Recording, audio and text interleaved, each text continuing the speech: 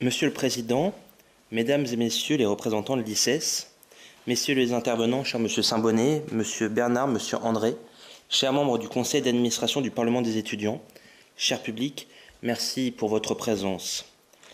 Le Parlement est mort, vive le Parlement! Voici ce qu'on pourrait entendre dans les cafés, sur les plateaux télévisés, dans les amphithéâtres. Depuis plus de 2 siècles, la même rengaine revient.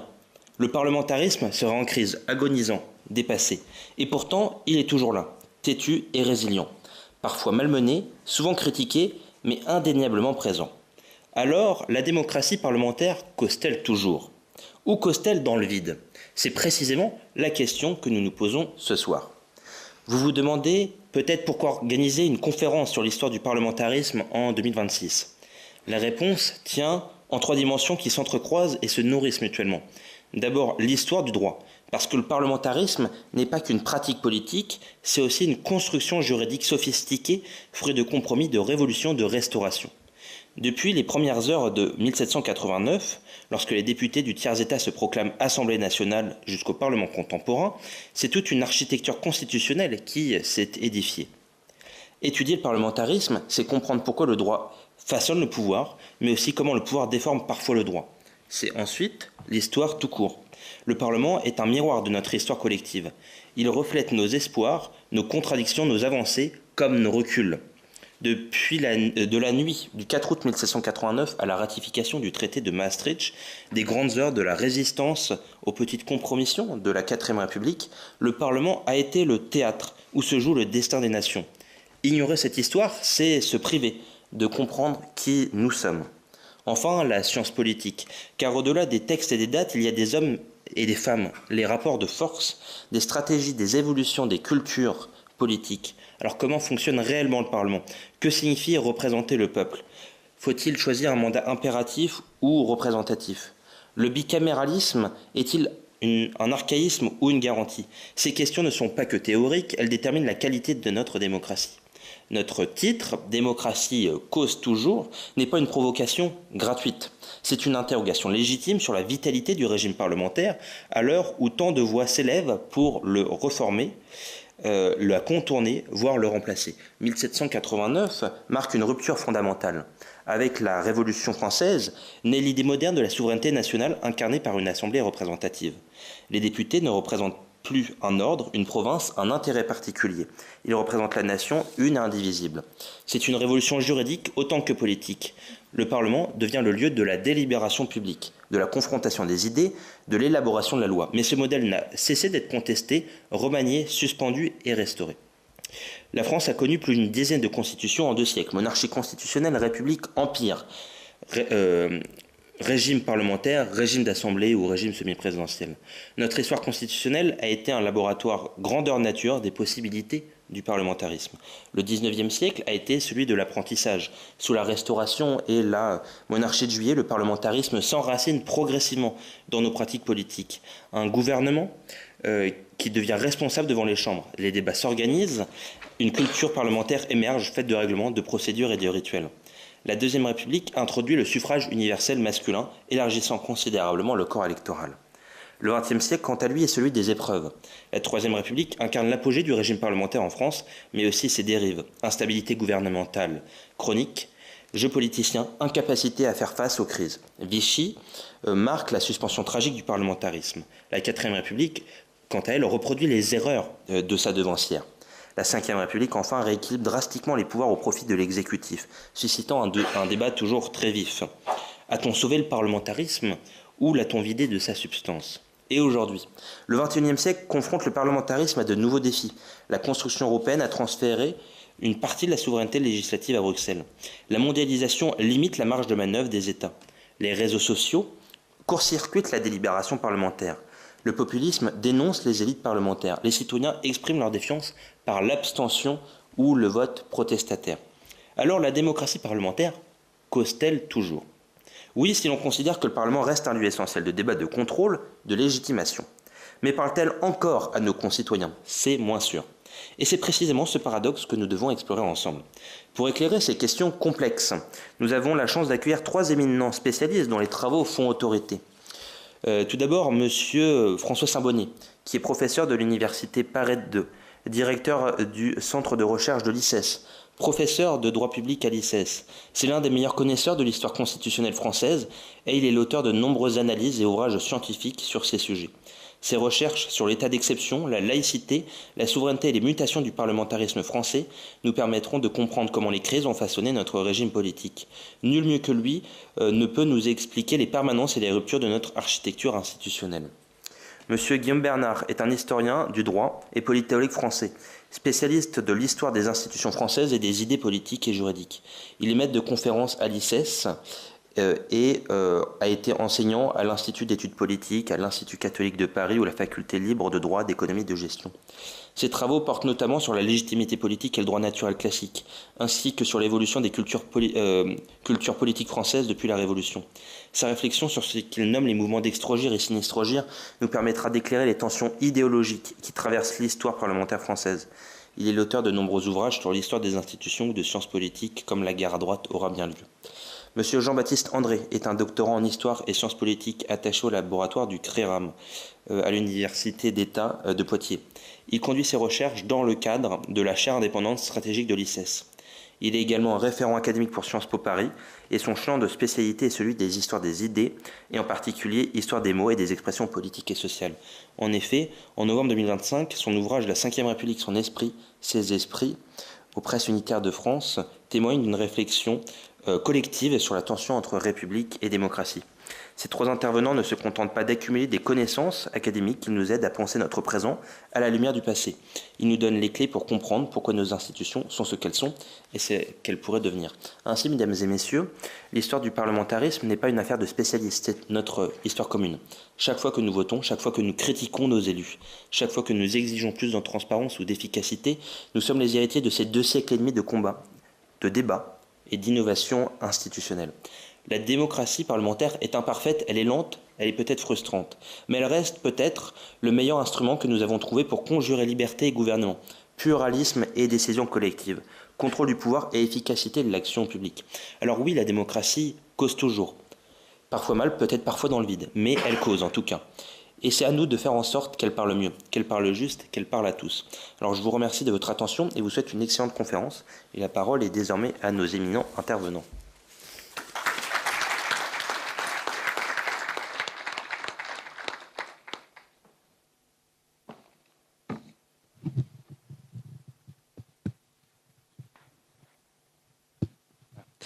Merci. Alors pour commencer sur cette première question, depuis 1789, comment la vie parlementaire française a-t-elle façonné le clivage gauche-droite et, au-delà des appartenances partisanes, quel rôle le Parlement et les parlementaires ont-ils joué dans la structuration de la vie politique, idéologique et intellectuelle du pays? On va commencer avec vous, Monsieur Samboni. Bien, merci. Merci de votre accueil et merci de cette initiative très intéressante, très précieuse pour l'ICES. D'abord, peut-être rappeler que quand on parle du 11 septembre, on se souvient souvent du 11 septembre 2001, mais il y a un autre 11 septembre qui est assez intéressant, qui est le 11 septembre 1789. C'est le jour où on a débattu à la Constituante de la question de savoir s'il fallait accorder ou pas un droit de veto législatif au roi. Autrement dit, la possibilité pour le roi de ne pas sanctionner, c'est-à-dire de ne pas promulguer une loi qui avait été votée par l'Assemblée. Et le débat avait été assez vif. Et soudain, eh bien, tous ces députés qui naguère étaient issus du clergé, d'autres de la noblesse et enfin une majorité d'entre eux du tiers-État, se sont positionnés un petit peu autrement et sont allés se placer sur la gauche du président, ceux qui étaient hostiles à ce droit de veto, et puis ceux qui étaient favorables à ce veto se sont placés à droite, et puis finalement, eh bien, il y eut un droit de veto, mais un droit de veto qui était simplement suspensif. En tout cas, ce 11 septembre 1789, la droite et la gauche sont nées en France. Il me semble que cette naissance de la gauche et de la droite sont des naissances, vous voyez, sur un point de droit constitutionnel, et sont des naissances essentiellement topographiques. C'est-à-dire une manière de se positionner, mais la droite et la gauche, à cette époque, peut-être au-delà, mais je ne sais pas si Guillaume partagera ce point de vue, mais la droite et la gauche ne sont pas des réalités à proprement parler idéologiques, mais davantage des regroupements qui se font à l'occasion d'un certain nombre de scrutins. Il est peut-être intéressant aussi de se poser la question de savoir si il y a des groupes de gauche, ou des groupes du centre, ou des groupes de droite au moment de la Révolution et du XIXe siècle. Pour la Révolution, les meilleurs historiens estiment qu'il est pratiquement impossible de tracer des contours exacts pour le groupe des Girondins, le groupe des Jacobins, la plaine, la montagne. En réalité, on arrive à tracer des parcours individuels, des stratégies individuelles, mais la notion de gauche et de droite paraît très, très incertaine. Et ce qui est très intéressant, c'est de voir qu'au cours du 19e siècle, eh bien, un député ou un membre de la Chambre des Pairs ou un sénateur eh bien, a une approche essentiellement personnelle de son vote. Il n'y a pas de discipline de vote, il n'y a pas cette exigence collective qui demande à tel ou tel parlementaire de se montrer solidaire à l'égard de gens peut-être issus d'un parti politique qui l'ont fait. Chaque député a une réflexion qui lui est tout à fait personnelle, et c'est peut-être une des raisons, peut-être pas la seule, mais une des raisons qui explique la délectation que l'on peut éprouver à la lecture des débats parlementaires du XIXe siècle, parce que chaque parlementaire a une réflexion qui lui est propre, qui est une réflexion extrêmement construite, et qui ne doit rien ni à son parti, ni la plupart du temps à la volonté d'être réélu. Donc on n'est pas tellement dans la démagogie. Et donc quand on songe à des débats, il y a certains débats que je connais un peu mieux que d'autres, notamment sur des questions liées à la liberté d'expression, eh bien on voit des parlementaires qui développent une véritable pensée, et une pensée qui va se traduire par des prises de position sur une loi en général et sur des amendements. Donc, je crois que le Parlement au XIXe siècle n'est pas le lieu d'une structuration gauche-droite. Il est simplement le lieu où l'on parlemente, où on développe ce sur quoi repose le principe du constitutionnalisme, qui est une véritable liberté d'expression. Et par ailleurs, alors on n'a pas de trace orale de la manière dont les choses se passent.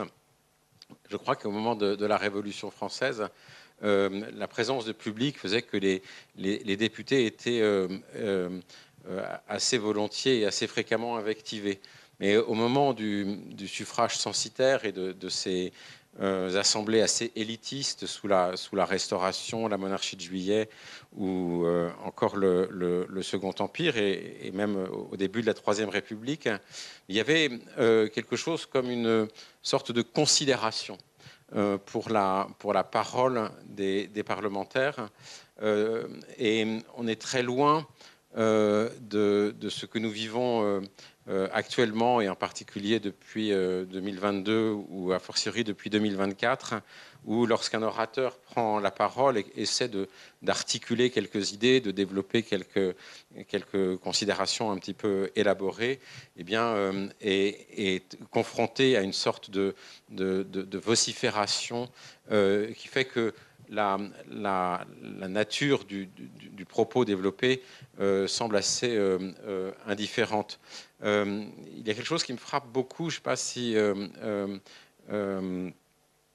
c'est le moment d'en parler, mais à l'Assemblée nationale aujourd'hui, en réalité, beaucoup de députés, et ce n'est pas propre ni aux partis qui forment les extrêmes, tous les députés éprouvent la tentation de venir avec leur téléphone et de se filmer en train d'intervenir pour ensuite bien poster ou même quelquefois faire des live streaming, de poster leurs interventions pour arriver à faire quelque chose qui me semble relativement peu performant, qui est d'arriver à convaincre des gens déjà convaincus, c'est-à-dire des gens qui les suivent sur Internet avec cette espèce de petite victoire qui consiste à dire « Ah oui, alors ça je l'ai dit, hein, ça je l'ai dit ». Mais en fait, il me semble que une des noblesses du parlementarisme, c'est précisément de parlementer, c'est-à-dire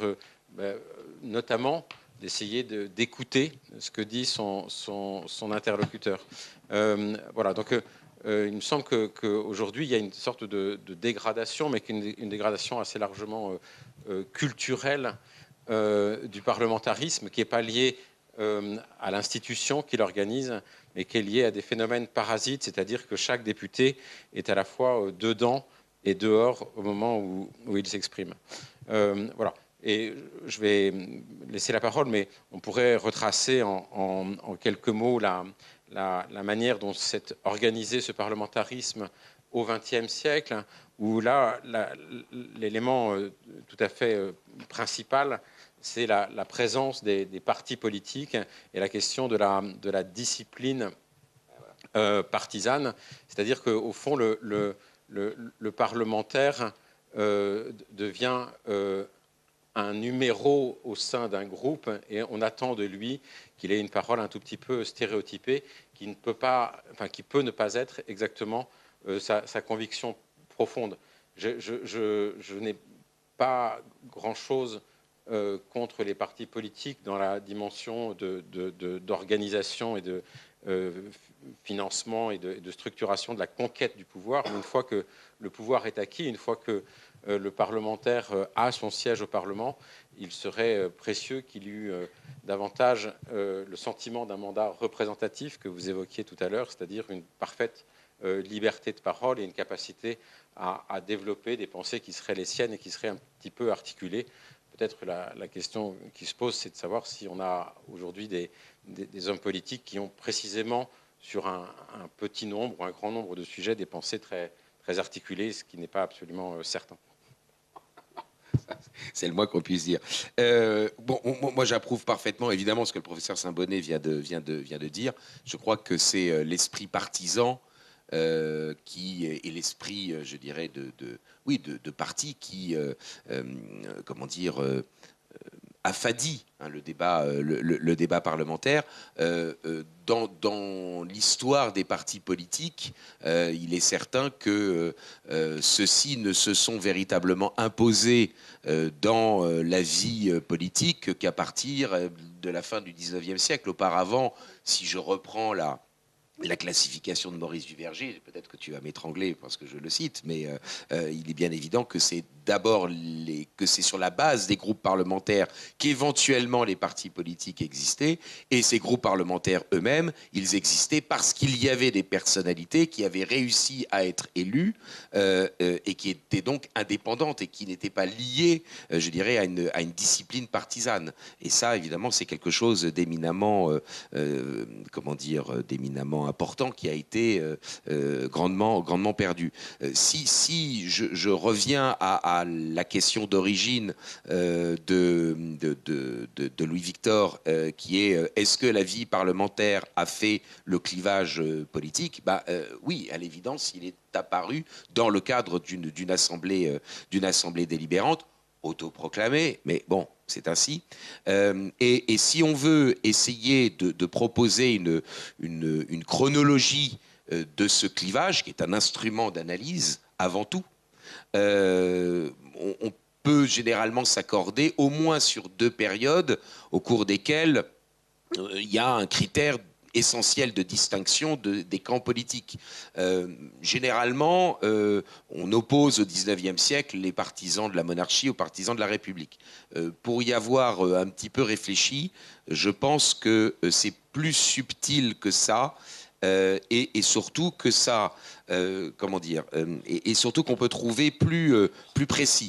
J'aurais tendance aujourd'hui à dire que la gauche, c'est ceux qui veulent que l'organe politique dominant, ce soit l'organe parlementaire, tandis que la droite, ce seraient ceux qui préféreraient que l'organe politique dominant, ce soit l'exécutif. Que celui-ci soit un exécutif monarchique, un exécutif dans le cadre de l'Empire ou du consulat, ou un exécutif républicain dans le cadre d'un régime présidentiel, la Seconde République. Ce qui permettrait effectivement de comprendre pourquoi les deux centres, ce que Frédéric Bluch a proposé d'appeler un centre par rejet des extrêmes, l'orléanisme, et un centre par synthèse des extrêmes, le bonapartisme, comment ces deux centres-là ont pu, par la suite, sous la pression de la surenchère venue par la gauche, eh bien, glisser sur la droite et se retrouver à droite.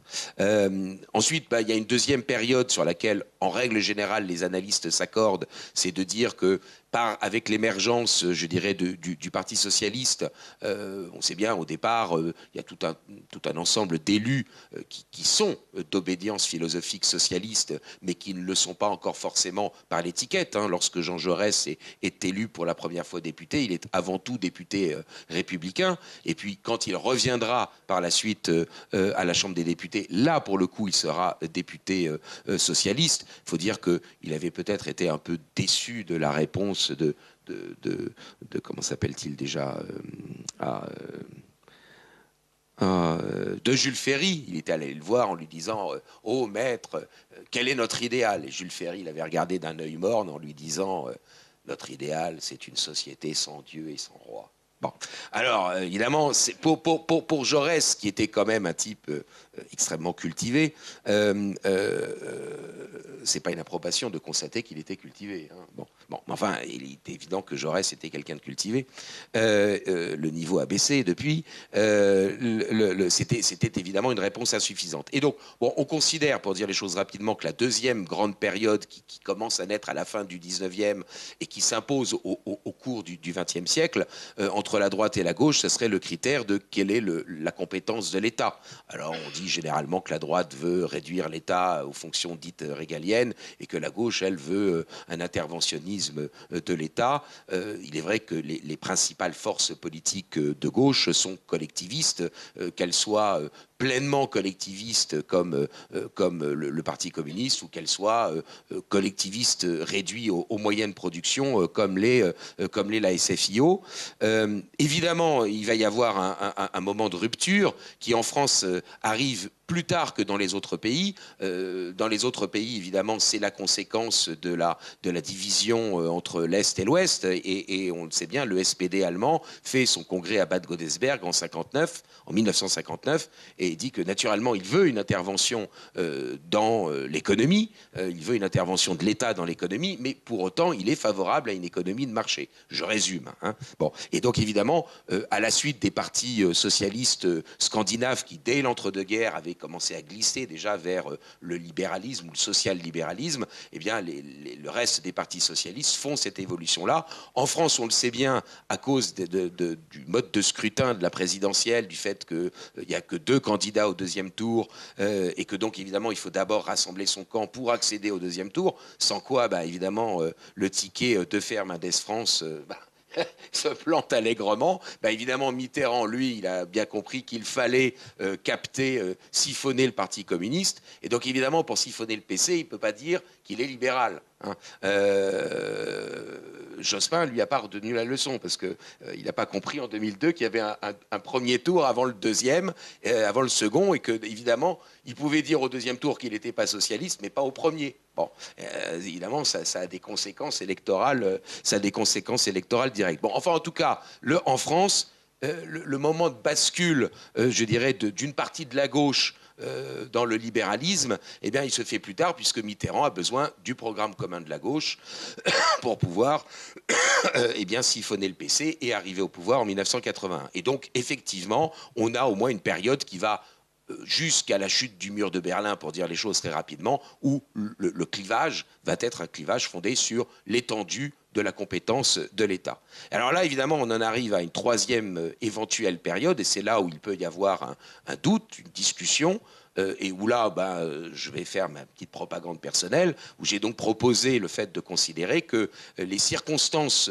politiques qui s'offraient depuis maintenant une trentaine d'années, eh bien, faisaient que des idées qui avaient été finalement évincées du champ politique, du spectre politique, par la pression qui venait par la gauche, ce que Thibaudet avait appelé le mouvement Sinistre-Gire, le fait que les forces politiques nouvelles, du moins les principales forces politiques nouvelles apparaissant par la gauche du spectre politique, eh bien, en prenant de l'ampleur, en prenant de l'espace, avait fait glisser les autres forces politiques. Le meilleur exemple, évidemment, c'est la Troisième République, le parti radical qui, sous la pression de la SFIO, glisse vers la droite. Je n'ai pas dit que le parti radical était un parti de droite, mais il glisse vers la droite. Et puis ensuite, quand il y a le congrès de Tours en 1920 et la scission du PC, de la SFIC qui va devenir le PC, là, de nouveau, évidemment, il va y avoir une pression qui fait que, à nouveau, les forces politiques glissent. Donc, sous la pression du mouvement Sinistre-Gire, mis en avant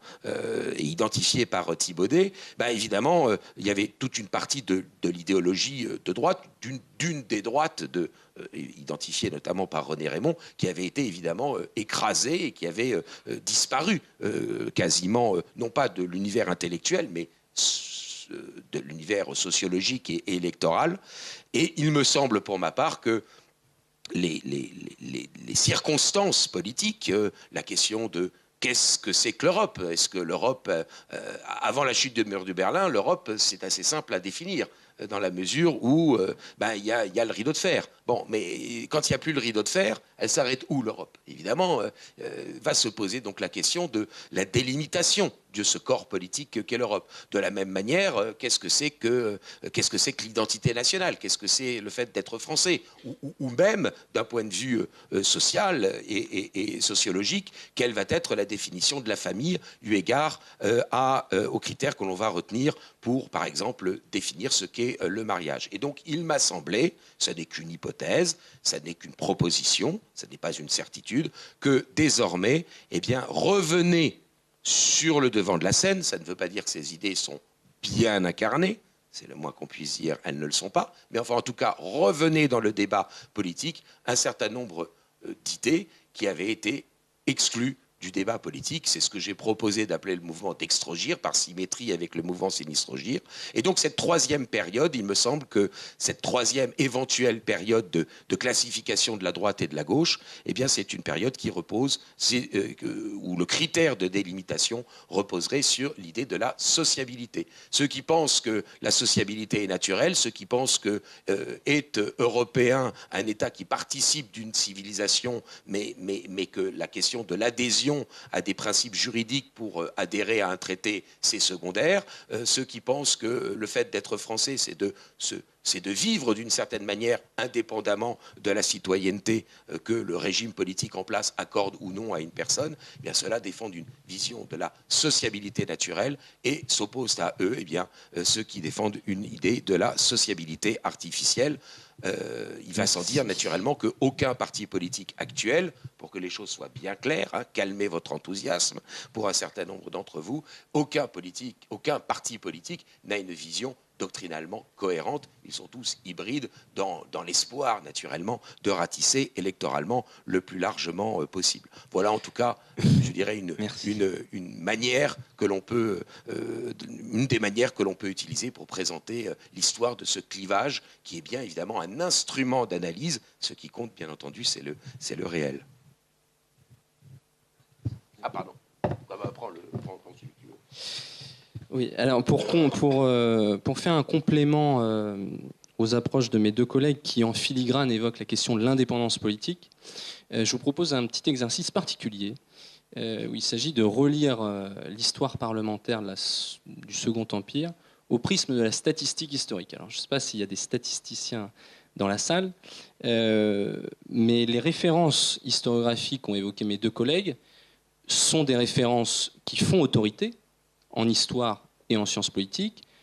M. Bernard a évoqué Alfred Thibaudet, c'est 1932, ou Maurice Duverger, c'est 1951. Qu'en est-il ensuite? Comment avons-nous redécouvert l'histoire politique? Trop récent. Tout simplement par le biais des professions de foi. Ce sont tous ces petits documents que vous avez dans vos boîtes aux lettres à l'occasion d'élections législatives ou sénatoriales, etc. Déjà en 1988, René Raymond évoquait dans son Pour une histoire politique le fait qu'il y avait, depuis les années 90, un renouvellement de l'histoire politique et de son étude.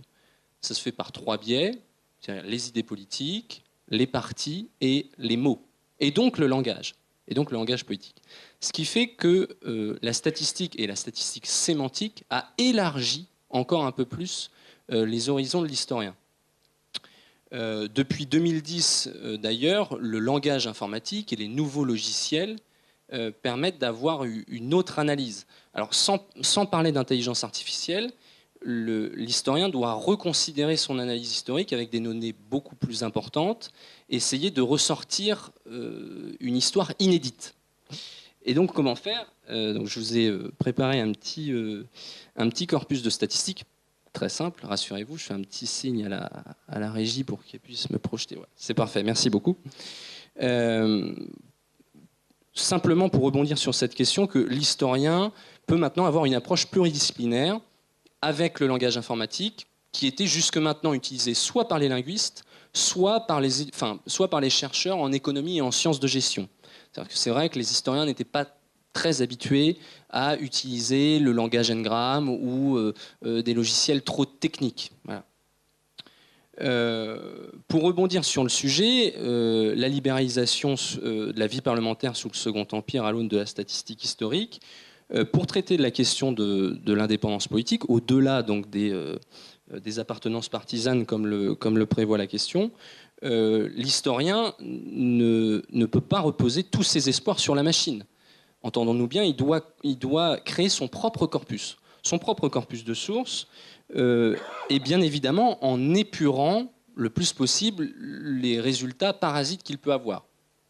Je m'explique, le linguiste peut mettre n'importe quel corpus de texte, tous les résultats lui conviendront, dans la mesure où il fait une analyse de structure, de forme, de structure langagière. Il répond à une fonction, c'est-à-dire que le linguiste, il opère par mise à plat, par étalement. L'historien, lui, va devoir hiérarchiser, c'est-à-dire qu'il va devoir faire un classement, une hiérarchie des mots qu'il étudie, pour essayer de comprendre s'il y a une logique dans le langage politique utilisé à la période donnée ou non. C'est précisément ce que j'ai essayé d'entamer avec les professions de foi des candidats indépendants. Petite référence historiographique un peu plus récente, mais que mes collègues connaissent, qui est Éric Anceau. À propos des professions de foi, il n'y a pas d'histoire parlementaire sans profession de foi. 472 professions de foi ont été retrouvées pour le premier tour, donc je parle des élections législatives de 1869, soit entre 46 et 51% de l'ensemble, sachant que plusieurs candidats, en particulier parmi les plus modestes, n'en firent pas imprimer. Elles sont représentatives des différents courants en lice, avec une très légère surreprésentation des orléanistes et des socialistes. Quelle est la question lorsqu'on entame une telle recherche? C'est de répondre par l'affirmative ou par la négative sur est-ce qu'il y a une structure partisane? Est-ce qu'il y a une logique de discipline dans les votes, ou est-ce que c'est vraiment indépendant au sens adjectif du terme? C'est-à-dire que chaque député agit selon sa propre conscience et selon les demandes de son territoire, de sa circonscription. Sur ce point-là, moi j'ai regroupé 85 professions de foi sur 326 candidatures à peu près indépendantes. Alors c'est un volume qui est très réduit, qui est à 26% à peu près, mais qui offre quand même une autre approche de la vie parlementaire, puisque la profession de foi est une source extrêmement fragile. C'est-à-dire qu'elle vous paraît logique aujourd'hui dans le sens où elle est conservée. Elle n'est conservée qu'à partir de 1889 sous la Troisième République. C'est-à-dire qu'avant cette date, eh bien, les professions de foi étaient publiées dans la presse, il y avait des relais, des affiches, mais elles n'étaient pas conservées, en tout cas, par un organisme. Donc je fais vite. pour arriver sur ce type de graphique-là, je n'ai pas eu le choix de mener une collaboration avec l'INSEE. Donc, c'est-à-dire que là, les statisticiens m'ont aidé, c'est-à-dire que je leur ai fourni mon propre corpus et je leur ai demandé plusieurs analyses, 5 types d'analyses. Une première analyse sur l'analyse ciblée du vocabulaire de l'indépendance, c'est-à-dire le nombre d'occurrences du mot indépendance ou des variantes qui ont été utilisées par les candidats. Une analyse comparative des mots libéral et indépendant. La question c'est, est-ce que ces candidats indépendants, c'est-à-dire non officiels, majoritairement contre l'Empire ou contre Napoléon III, sont-ils des libéraux ou non? Et puis une analyse distributive sur la longueur sémantique des documents, et puis une analyse de diversification du langage politique. Alors, je vais essayer de ne pas trop employer de termes techniques ou alors les utiliser assez simplement, mais tout ça pour dire que la première étude, juste là, vous montre que dans 60% des cas, les documents emploient, enfin en tout cas les professions de foi, les candidats emploient au moins une fois le mot indépendant. S'ils l'emploient au moins une fois, pour les 2/3, ça signifie bien qu'il y a une raison à cela. Pour élucider ce thème-là, la question de l'indépendance parlementaire, c'est est-ce que c'est une question de posture, est-ce que c'est une question de comportement, ou est-ce qu'il y a un discours plus idéologique derrière cela? C'est ce que dit notamment un candidat, Worms de Romilly, qui martèle avec plus de 5 occurrences le mot dans un propos discursif assez engagé. Je ne le cite pas ici, mais il écrit ceci, je vous le cite: « Pour toute la France, une voix s'élève réclamant l'indépendance du candidat comme garantie de l'indépendance du député. Tout parti qui nous porte ou nous soutient nous contraint à épouser ses passions, ses faveurs, ses haines et jusqu'à ses terreurs. Nous sommes enchaînés par son passé. Un député indépendant, aujourd'hui on pourrait dire sans étiquette, par exemple, peut seul entreprendre cette tâche d'une manière sérieuse et efficace. Et j'appelle indépendant, écrit-il, celui qui, ne s'appuyant ni sur les journaux, ni sur les comités, ni sur les secours venant de sources officielles ou constituées par l'opposition, ne veut tenir sa mission que de ses efforts personnels et du concours spontané de ses électeurs. » On pourrait s'arrêter là. C'est-à-dire qu'on pourrait confirmer ce que disaient déjà mes collègues, qui fait que voilà, c'est une indépendance individuelle et donc il n'y a pas de dynamique collective derrière cela. Au graphique précédent, vous pouvez faire ce qu'on appelle des nuages de mots. Alors, c'est assez utilisé par les gestionnaires ou par les historiens de la data, qui permettent de, selon la grosseur du mot, de voir quel est le terme qui a été le plus employé, avec un rythme d'occurrence. Là, on voit clairement que c'est le mot liberté, suivi du gouvernement, du pays, de la France, etc., etc. Ici, c'est un nuage de mots qui a été retravaillé. C'est-à-dire que vous voyez bien le travail de l'historien qui a dû supprimer les prénoms, les préfixes, les pronoms, c'est-à-dire tous les éléments du langage assez parasites qui viendraient nuire son analyse historique. Une fois qu'on arrive à ce type de nuage de mots, qu'est-ce qu'on peut en retirer ? On peut trouver, enfin, le programme des indépendants, avec 3 mots qui ressortent essentiellement: la paix, l'ordre et la liberté. Avec la liberté comme le terme le plus usité, on l'a vu avec le graphique précédent, 185 occurrences, qui viennent ensuite le pays, les intérêts, la paix, l'ordre, le progrès, etc., etc. Des mots qui sont lourds de sens pour l'historien. Donc premier point, c'est vrai, la paix qui est une priorité absolue. Et c'est là que l'apport de l'historien est essentiel, parce que lui connaît le contexte historique, ce que la machine n'apportera jamais. Ce qui fait que la paix, pourquoi ? Parce que les indépendants réclament cette paix ou une pause, ou voire un arrêt total dans les campagnes militaires de Napoléon III. Ils réclament également une paix économique et alertent les Français sur les dangers du libre-échange avec des professions de foi où l'on réclame moins d'impôts. Je vous cite la citation d'Audifray Paquier: la réduction. Voilà.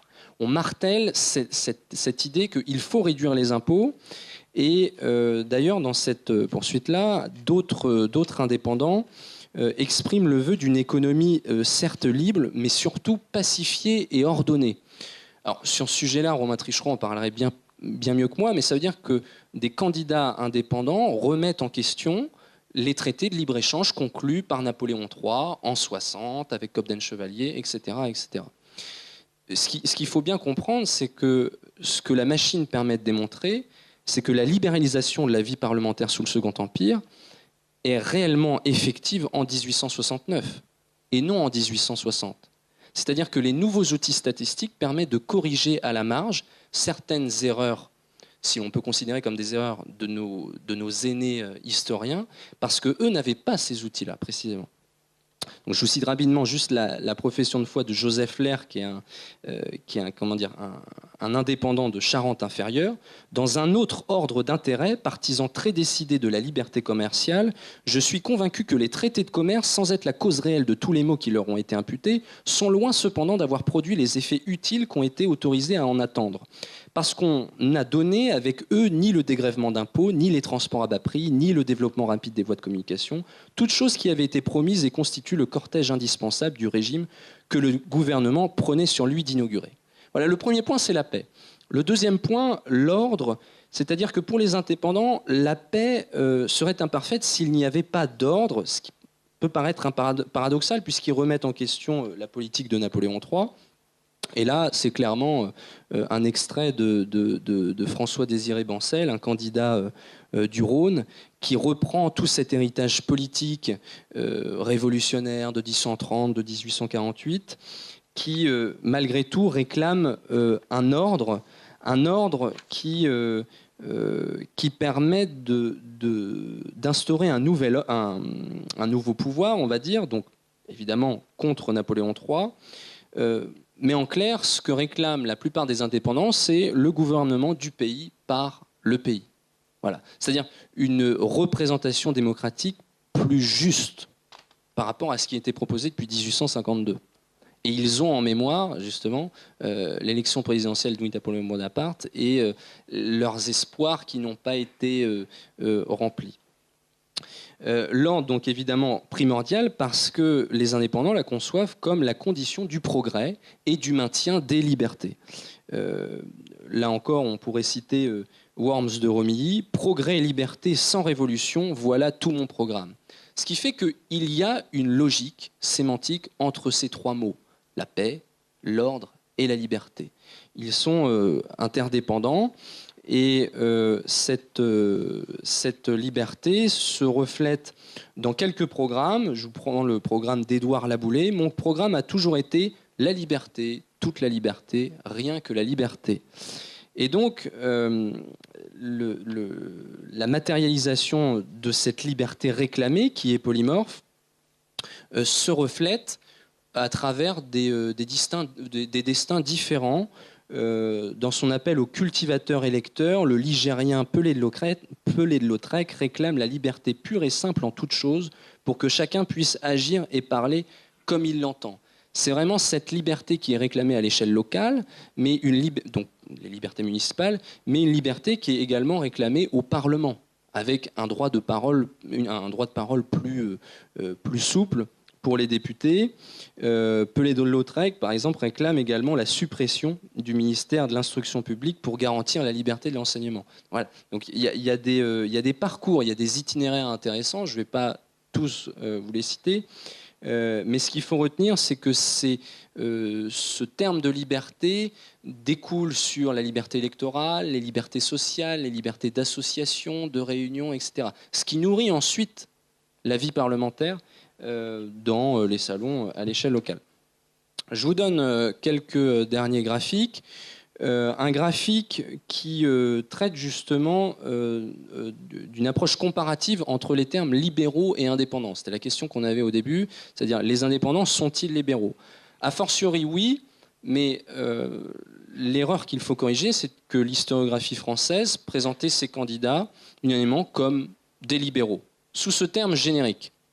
Avec l'étude des différentes professions de foi, on remarque que le terme indépendant est employé en moyenne 2 fois plus que le terme libéral.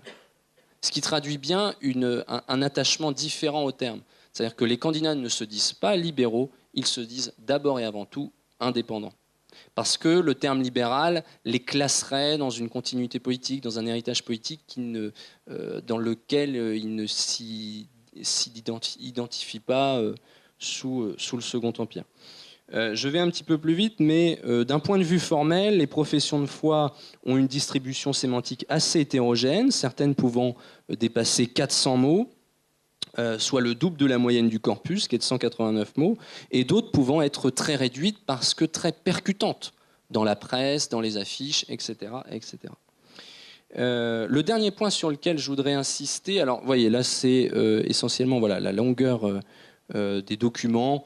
Voilà, là c'est une approche purement linguistique, le nombre de mots par phrase, qui permet de statuer sur la prolixité des candidats. Est-ce qu'ils écrivaient ou non? Est-ce que ces candidats étaient plus lettrés que les autres?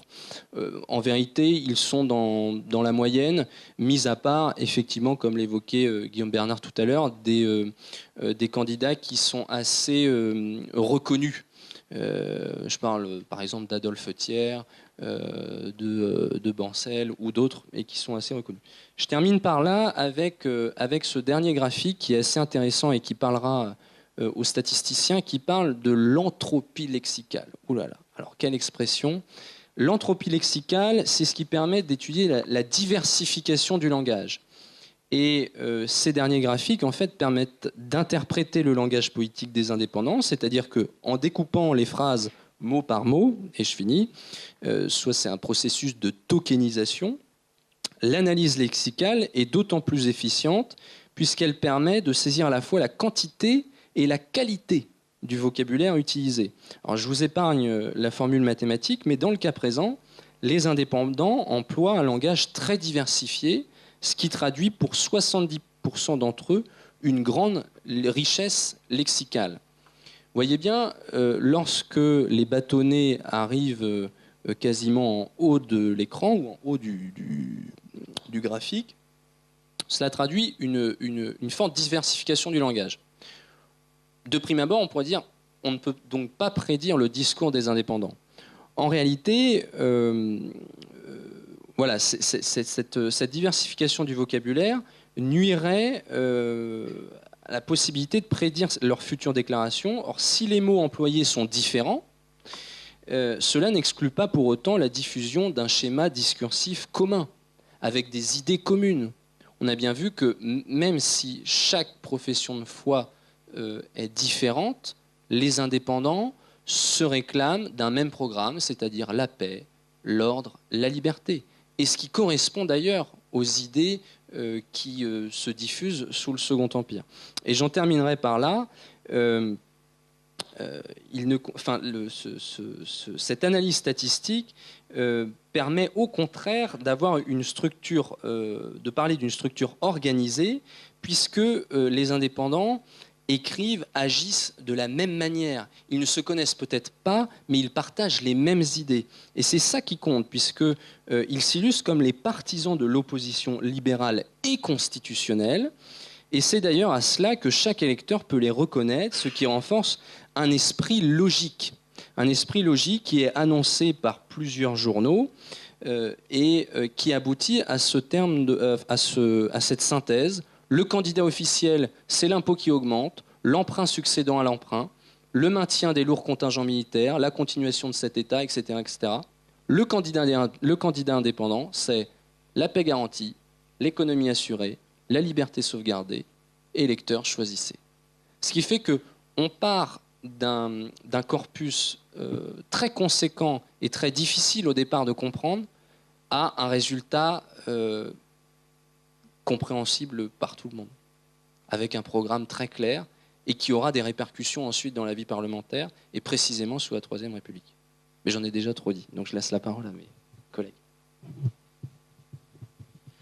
Merci pour vos interventions.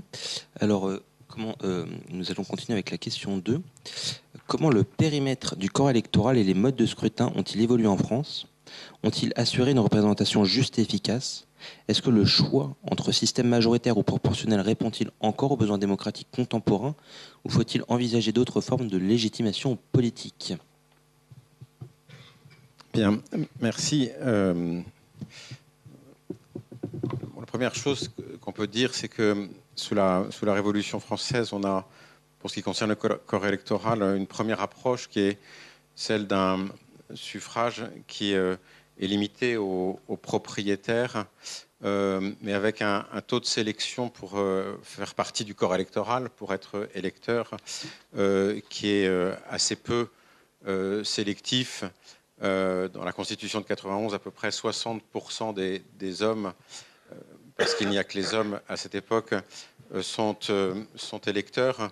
Et puis ce qu'on appelle les citoyens actifs. Voilà. Et cette distinction entre citoyens actifs et citoyens passifs est supprimée en août 1792, sans pour autant qu'on s'achemine exactement vers le suffrage universel, parce que il y a un préalable pour pouvoir acquérir la qualité d'électeur en 1792, c'est de prêter serment à la Constitution, ce qui permet d'exclure ceux qui ne sont pas d'orientation très républicaine.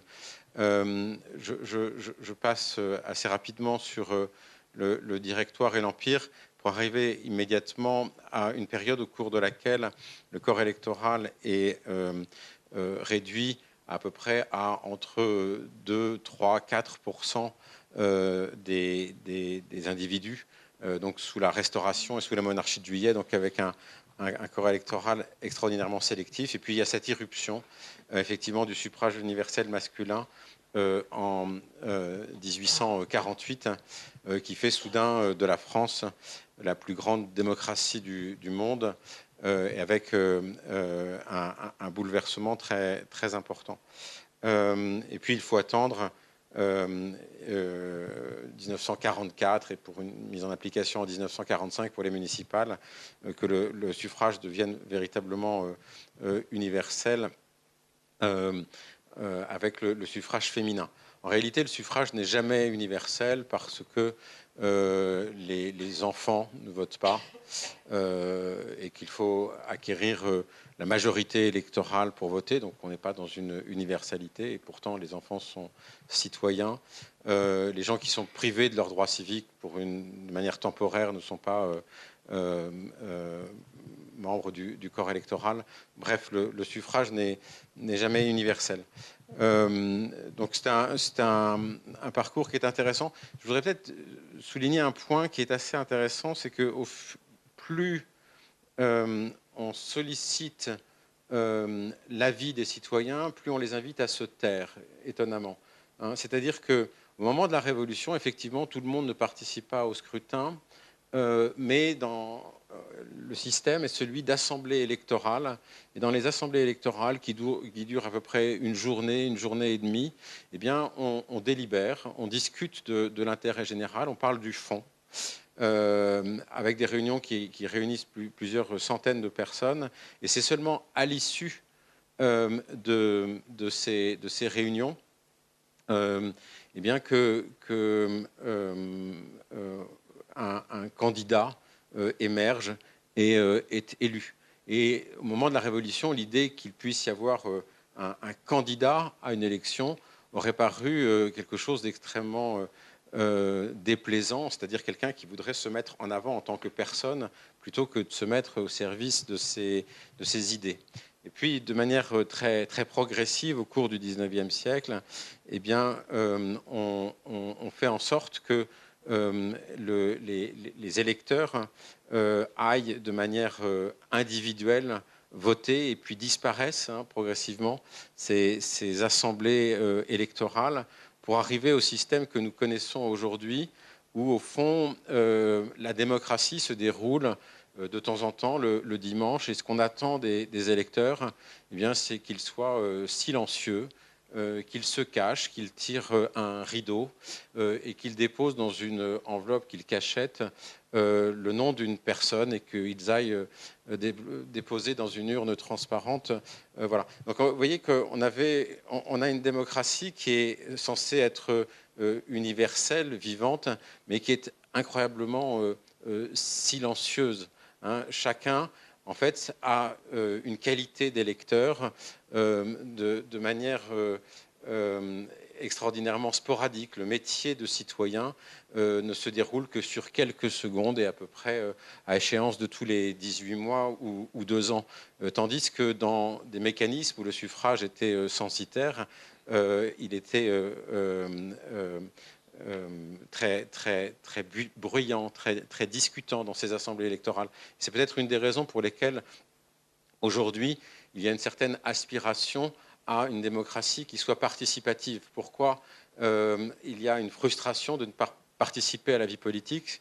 Parce qu'on nous demande de voter, mais on ne nous demande pas notre avis, en quelque sorte. Hein. Voilà, et les citoyens voudraient certainement reprendre la parole. Et donc là, les conventions citoyennes, que ce soit sur le climat en 2019 ou sur la fin de vie en 2023 ou encore plus récemment sur le temps scolaire, sauf erreur en 2025, attestent de mécanismes hein, qui suggèrent qu'au fond, la parole des citoyens, une parole remontante et pas une parole descendante venue de programmes politiques, est une attente assez forte des citoyens.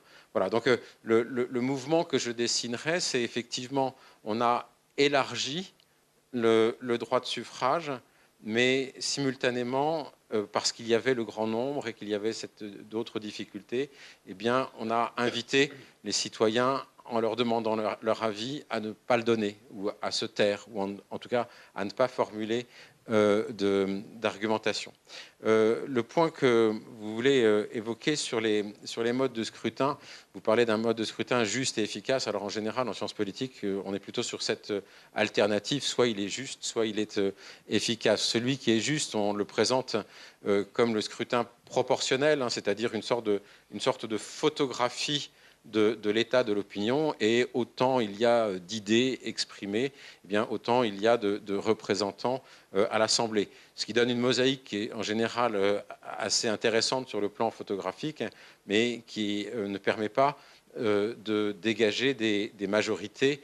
Voilà. Donc ça, c'est ce mode de scrutin proportionnel qui a fonctionné sous la 4e République, mais qui n'existait pas sous la 3e et qui n'existe pas sous la 5e, sauf pendant une petite période en 1986. Et puis l'alternative, c'est effectivement le scrutin majoritaire, dans lequel effectivement la majorité se dégage facilement, mais en écrasant la minorité, ou plutôt les minorités. Donc un scrutin qui est efficace parce que eh bien, le gagnant est certain de pouvoir gouverner pour 5 ans, quitte ensuite à ce qu'il y ait une alternance, donc beaucoup d'efficacité, mais en revanche, où la parole minoritaire est totalement écrasée.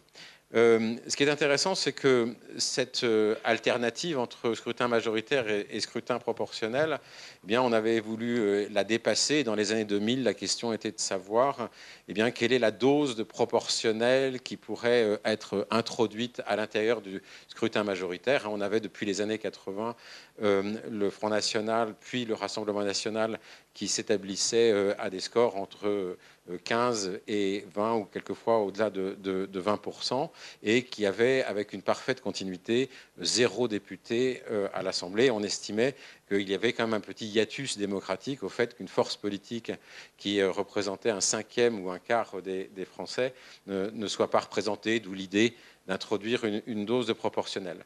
Et puis ce débat semble un petit peu dépassé aujourd'hui, parce que nous sommes en situation effectivement de polarisation politique, et avec un scrutin majoritaire à 2 tours qui était censé faire jaillir aisément des majorités, eh bien, on s'aperçoit que ce scrutin majoritaire à 2 tours eh bien, a des effets parfaitement proportionnels, c'est-à-dire qu'on a une photographie assez exacte de l'opinion dans l'Assemblée qui a été élue en 2024, qu'on s'en satisfasse ou qu'on le déplore, mais il n'y a pas de vrai scandale démocratique à l'Assemblée telle qu'elle apparaît aujourd'hui, en ce sens qu'on a à peu près 3 grandes familles politiques en France, avec des zones intermédiaires qui sont le PS et les LR, qui sont tantôt au centre, tantôt à gauche, etc. Mais avec trois forces politiques, une force de droite ou de droite nationale, une force centrale ou de centre-droit, et puis des forces de gauche qui vont jusqu'à l'extrême gauche. Et ce sont ces mêmes trois forces politiques qui sont représentées à l'Assemblée à hauteur d'un petit peu moins de 200 députés. Donc c'est assez intéressant que aujourd'hui le scrutin, le mode de scrutin majoritaire ait de tels effets proportionnels. Et aujourd'hui, on n'entend pas particulièrement quiconque aspirer à réintroduire une dose de proportionnel dans le scrutin majoritaire. Alors, malgré tout, il n'est pas certain que ça dure. Et il est possible qu'à la prochaine échéance présidentielle et à la faveur des élections législatives qui les suivront, il est possible que la configuration actuelle soit reconduite, c'est-à-dire que le président ou la présidente qui sera élu en 2027 soit confronté eh bien, à une assemblée qui soit une assemblée avec trois forces politiques, trois blocs politiques autour de 200 députés et qu'il n'y ait pas de majorité qui se dégage. Il est possible aussi que dans la foulée de la présidentielle, ce qu'on avait pu observer en particulier depuis les années 80, eh bien que dans la foulée des présidentielles, les législatives consistent à faire ce que on semble attendre d'elle, en tout cas pour celui qui a gagné les élections présidentielles, il faut donner une majorité à ce président. J'insiste peut-être sur ce point parce que pour la première fois, en 2022, Jean-Luc Mélenchon a eu un slogan qui était absolument faux constitutionnellement, mais extrêmement intéressant sur le plan politique. Il avait dit « il faut élisez-moi Premier ministre ». Il rappelait en réalité que quand les élections législatives ont lieu après les présidentielles, eh bien, ce sont des élections à 4 tours et qu'il faut gagner les 4 tours pour pouvoir gouverner. Et quand il a dit « élisez-moi Premier ministre », c'était faux parce que le Premier ministre est nommé par le président de la République. En revanche, il disait quelque chose de vrai, c'est que, eh bien, à l'occasion des élections législatives, eh bien, les citoyens pouvaient s'exprimer à nouveau.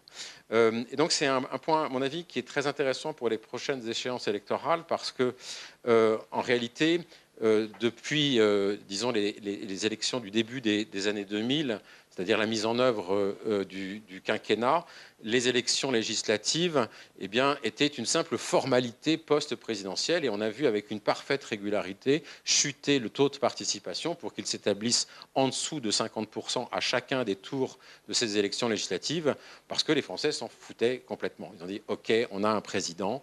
Donc ceux qui étaient motivés pour donner une majorité au président y allaient et les autres avaient piscine. Non mais voilà.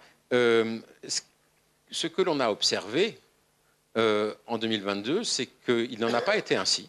C'est-à-dire que le slogan de Jean-Luc Mélenchon a eu des effets bien au-delà de Jean-Luc Mélenchon, c'est de dire « mais non, c'est pas parce qu'on vient de réélire Emmanuel Macron que pour autant le match est fini et qu'il n'y a pas à nouveau à se prononcer.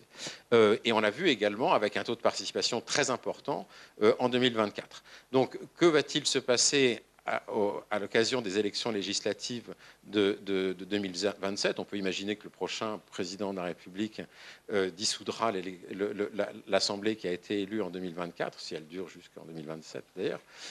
Mais est-ce que les électeurs se comporteront comme ils l'ont fait en 2007, 2012 et 2017, c'est-à-dire donner une majorité au président, ou qu'ils continueront à faire ce qu'ils ont fait en 2022 et 2024, c'est-à-dire eh bien, jouer tous les matchs, et jouer également le 3e et le 4e tour. Moi, je serais plutôt enclin à pencher pour la seconde branche de l'alternative et à imaginer que, quand bien même nous aurons des élections présidentielles, et peut-être seront-elles triomphales pour le second tour de tel ou tel candidat qui l'emportera, eh bien, ça n'est pas du tout pour autant que nous changerons de système politique, parce que nous sommes dans un système aujourd'hui tripolaire et qu'il le restera vraisemblablement pour encore quelques années, et que la recomposition de la vie politique n'est pas encore faite, c'est-à-dire la réinstauration d'un clivage gauche-droite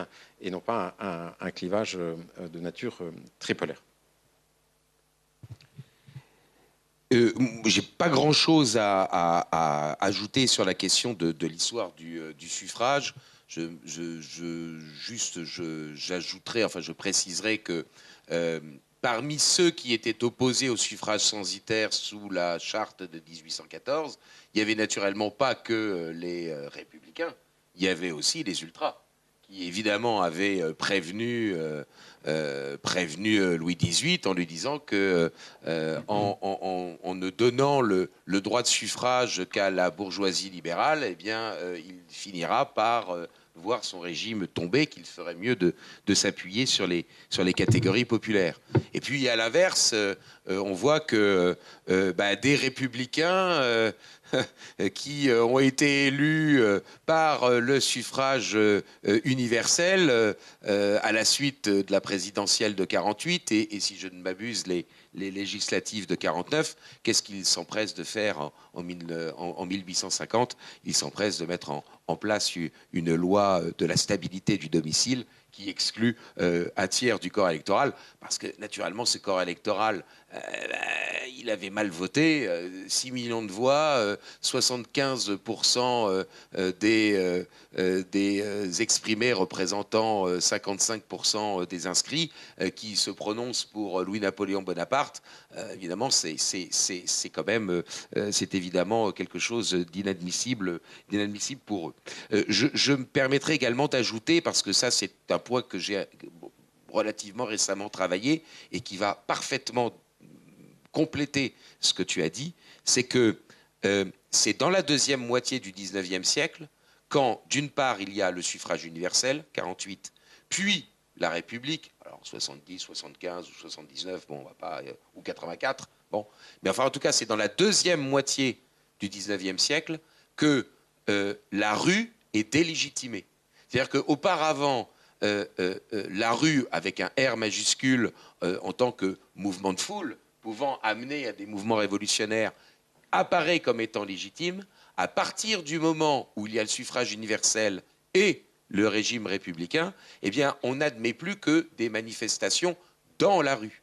Et quand, à certaines occasions, la rue essaye de reprendre le pouvoir, 6 février 1934, immédiatement, eh bien, il y a un mouvement de réaction 9 et 12 février pour protéger le régime. Ou à l'inverse, si on veut prendre je dirais la situation politique inverse, mai 68, prise du pouvoir, ou tentative de prise du pouvoir, juin 68, contre-manifestation pour restaurer la chose. Et donc je pense qu'il faut prendre cela en considération, ce n'est pas notre sujet ce soir, mais il faut prendre ça en considération pour comprendre notamment l'échec des Gilets jaunes, qui pourtant étaient nés hors parti, hors syndicat, et qui finalement, évidemment, ont échoué. Pour ce qui est des modes de scrutin, je ne rajouterai pas énormément de choses, simplement qu'il faut évidemment faire attention à l'idée selon laquelle, parce que la représentation serait proportionnelle, eh bien, elle serait forcément plus représentative.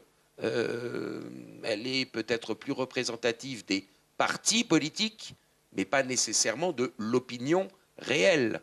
Parce que qu'est-ce que c'est que le scrutin proportionnel ? C'est eh bien, le quasi-monopole donné aux partis politiques pour présenter les candidats. Je me permets juste de faire une petite parenthèse.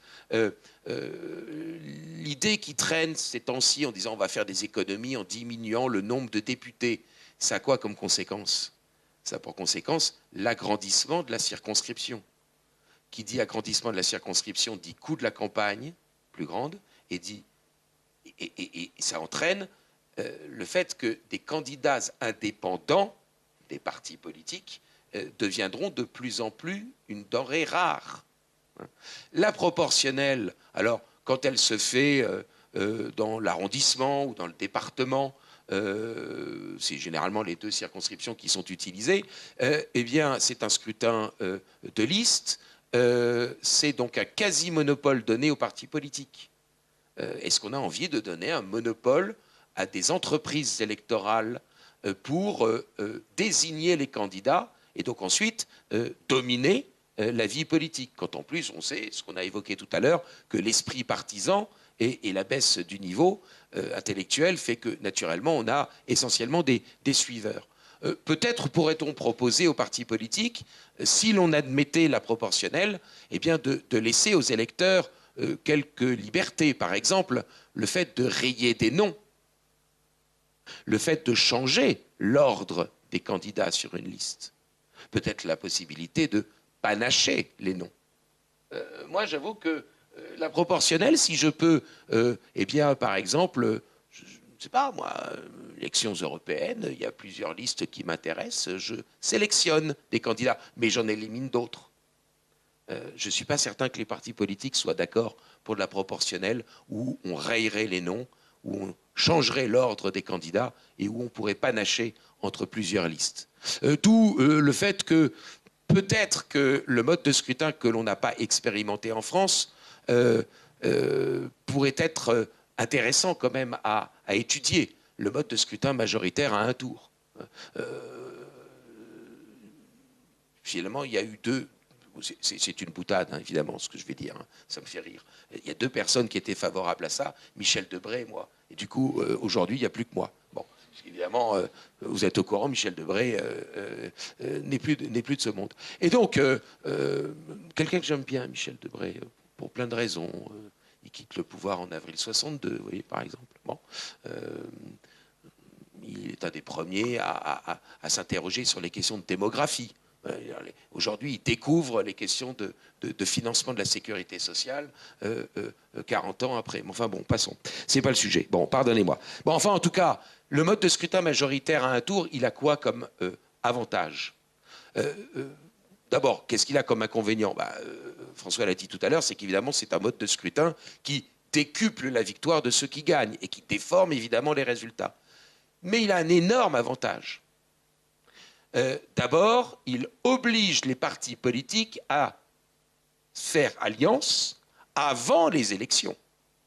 La proportionnelle, c'est quand même l'une des principales faiblesses et l'un des principaux scandales de la proportionnelle.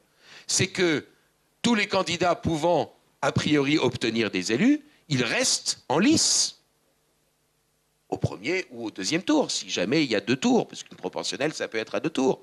Et ensuite, les coalitions gouvernementales, elles ne se font pas devant les électeurs, elles se font dans le dos des électeurs. Vous croyez sincèrement qu'un électeur de la CSU a voté pour qu'il y ait un gouvernement de coalition avec les Grünen? Donc, la majoritaire, à un tour ou à deux tours, elle oblige les partis politiques à dire avant les élections pour qui on se désiste ou avec qui on fait alliance pour présenter un candidat. Et puis, c'est un mode de scrutin quand il est à un tour, parce que c'est un one-shot, hein, on ne peut pas revenir sur la question. Ça oblige les caciques, les états-majors, à raisonner en termes de proximité.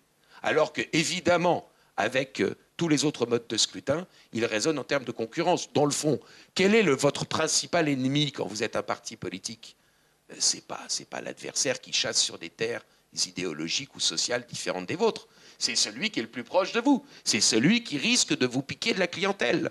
Le mode de scrutin majoritaire à un tour oblige les états-majors à se positionner en fonction de la proximité et non pas à réfléchir en termes de concurrence. Voilà pourquoi, pour ma part, je préconiserai cette solution et naturellement pas la proportionnelle, sauf si on me permet de rayer des noms. Ça peut exercer un peu ma vindicte personnelle, je ne serai pas contre.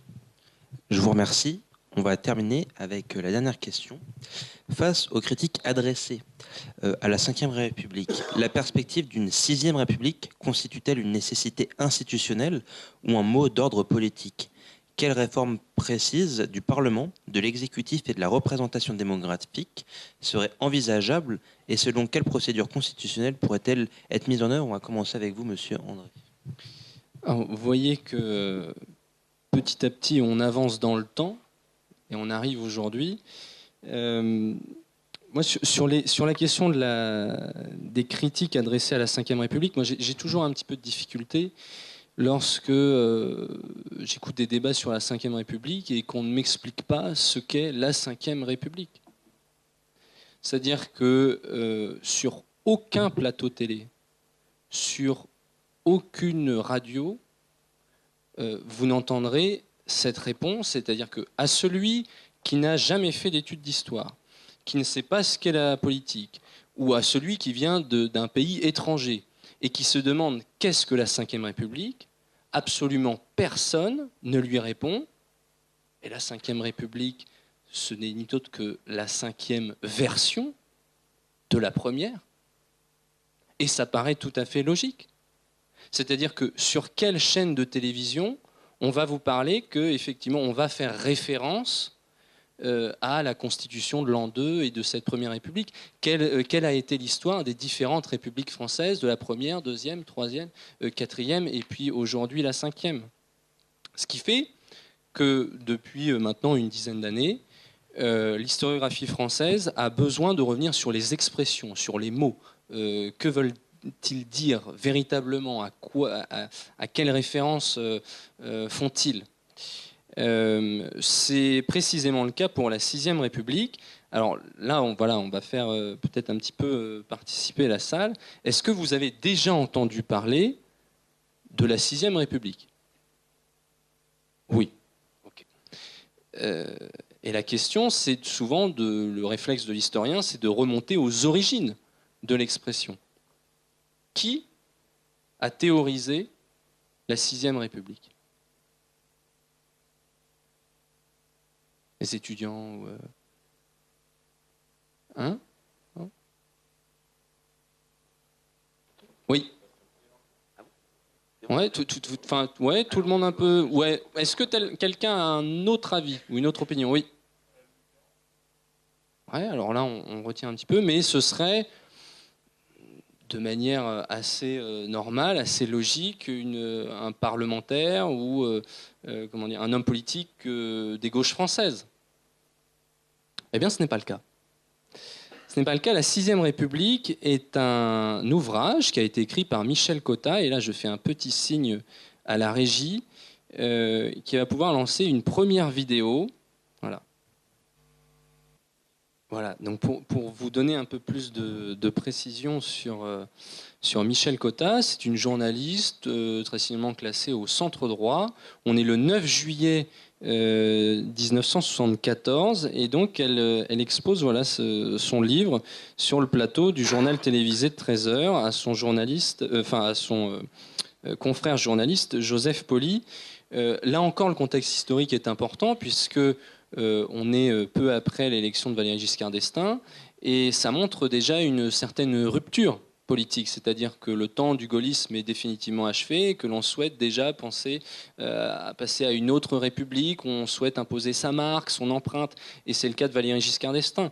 Elle évoque deux personnalités qui sont des personnalités de poids pour l'époque. La première qui est Olivier Guichard, qui était président du conseil régional des Pays de la Loire, puis homme politique assumé de l'UDF. Et puis Michel Poniatowski, ce sont vraiment deux piliers du giscardisme, si on peut dire, de ceux qui ont aidé Valéry Giscard d'Estaing à l'époque où l'on pensait une nouvelle société, de nouvelles réformes, etc. etc. Donc, voilà, ça débute de là, cette expression de la 6e République. Et puis elle est ensuite reprise, quelques années plus tard, par une autre personnalité que là, à mon avis, tout le monde connaît. Et vous allez avoir la réponse en image avec la deuxième vidéo. Et on est en 1991.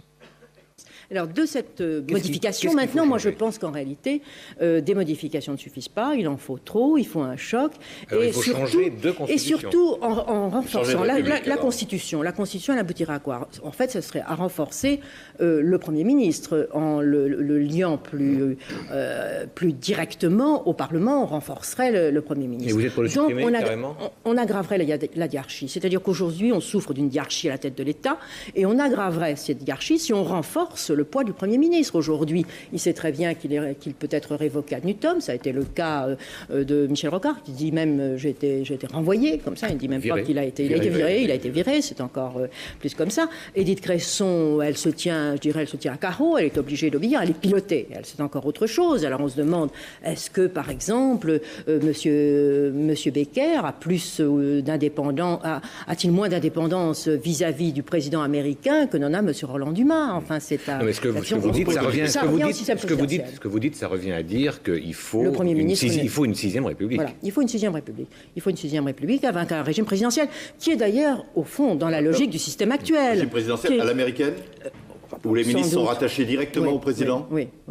Sans Premier ministre? Sans Premier ministre. Sans Premier ministre, je crois que la situation serait beaucoup plus claire et éviterait cette situation extraordinairement ambiguë aujourd'hui, qui est celle du Premier ministre et de son gouvernement, et qui pour autant, d'ailleurs, aux États-Unis, n'empêche pas les secrétaires d'État d'avoir du poids et d'avoir une influence personnelle extrêmement grande. Oui, donc là, on était sur le plateau de l'heure de vérité. Ça peut parler à certains d'entre vous. Et donc, cette sixième République, selon Simone Veil, ressemblerait à un régime sans Premier ministre. Voilà, on ne sait pas encore toutes les coutures de cette République-là.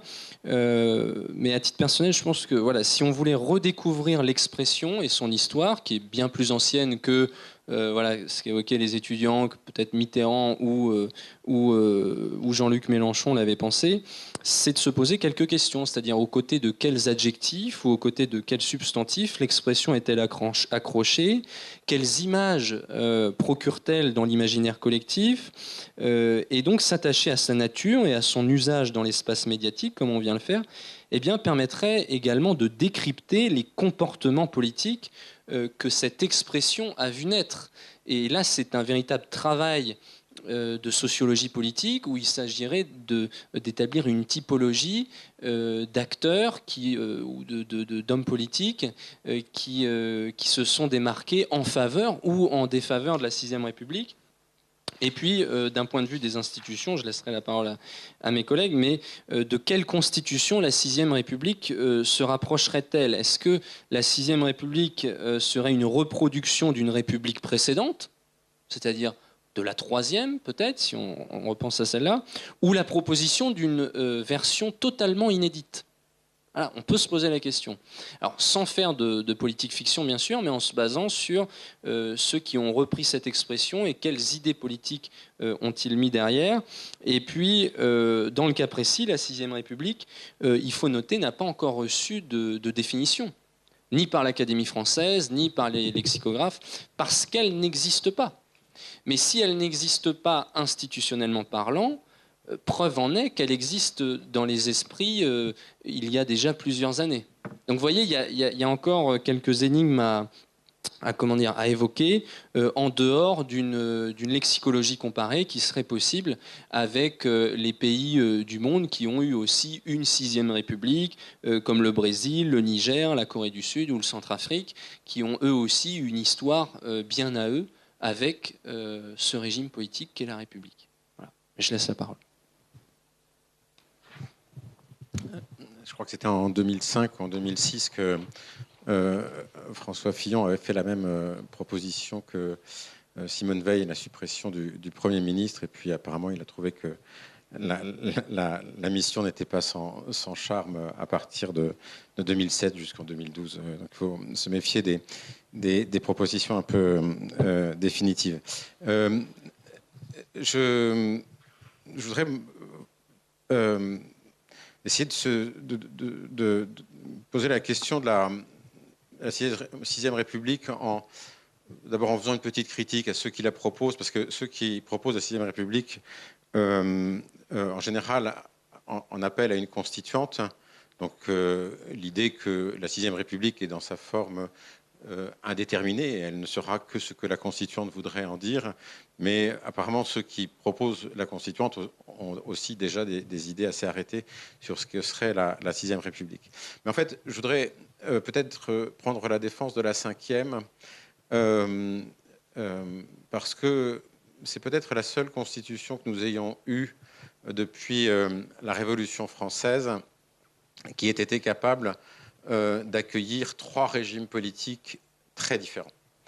On a une des 5e Républiques qui est celle du présidentialisme majoritaire. C'est ce qui a été effectivement le cas la plupart du temps, donc avec une majorité parlementaire identique aux orientations politiques du président de la République, et effectivement dans ces périodes-là avec un assez large effacement du Premier ministre, mais qui n'était pas toujours exactement le cas, mais avec des variables, mais voilà, avec un présidentialisme majoritaire.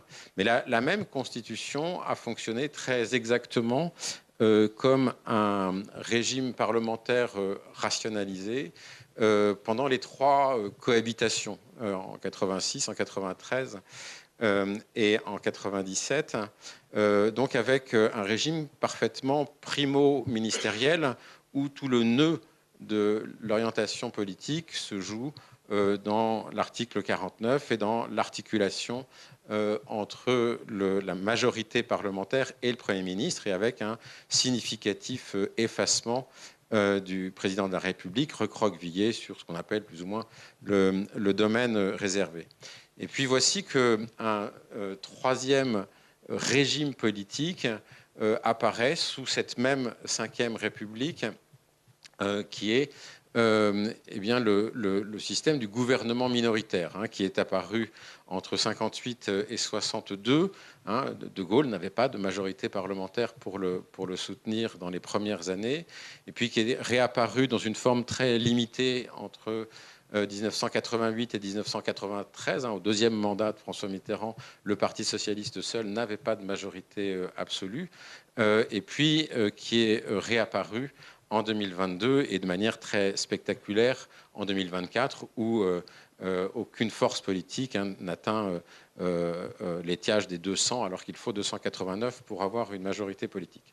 Donc, un régime de présidentialisme majoritaire, un régime de cohabitation, c'est-à-dire un régime purement parlementaire rationalisé avec des majorités politiques claires, et puis aussi un régime politique sans majorité.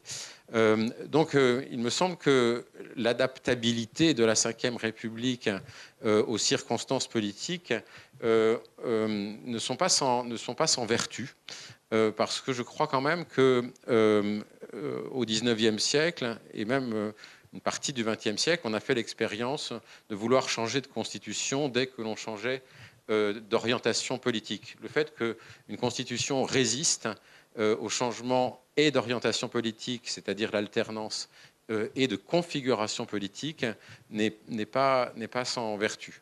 Alors, puisque vous me demandez, Louis-Victor, de faire une proposition, ou en tout cas de suggérer quelque chose qui viserait à améliorer le fonctionnement de la 5e République, je ferai la proposition suivante, qui consisterait en l'abrogation de la loi du 15 mai 2001, donc que personne ne connaît, mais c'est une loi qui prévoit l'inversion du calendrier électoral.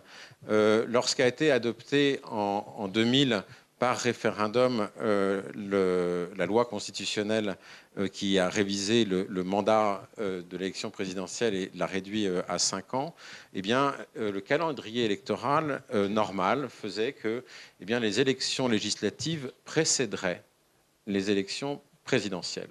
Et les 2 candidats qui étaient en cohabitation l'un contre l'autre et qui étaient les futurs protagonistes de cette élection de 2002, c'est-à-dire Lionel Jospin et Jacques Chirac, ont jugé utile de faire cette proposition de loi organique visant à inverser le calendrier électoral, c'est-à-dire qu'ils soient élus tout d'abord et ensuite qu'on leur donne une majorité, l'expression que je vous donnais tout à l'heure. Il me semble qu'aujourd'hui, c'est une configuration qui ne correspond pas du tout à ce à quoi ressemble le paysage politique et le paysage idéologique français. Il y a bien une gauche, il y a bien un centre, il y a bien une droite nationale en France, et nul ne peut l'ignorer.